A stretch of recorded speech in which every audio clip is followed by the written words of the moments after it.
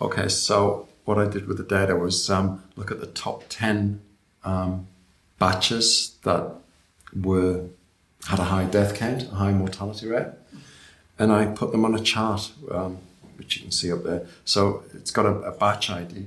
So what I did was our internal batch ID, I counted the number of vaccinated within that batch, and then I found out who was dead.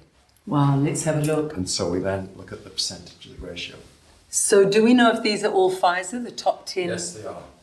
And this is Pfizer's batch number 1. We've had 711 from batch number 1 vaccinated.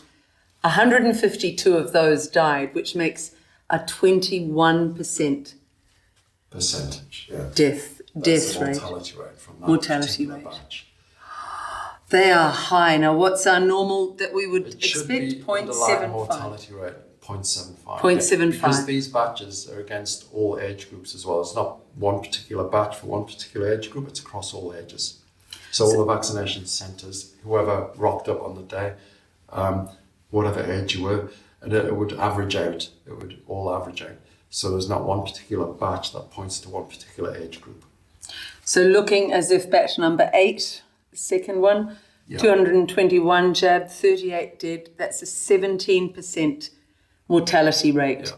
Batch number 3 here, and we've got 48 out of 310, so that's a 15%. Yeah.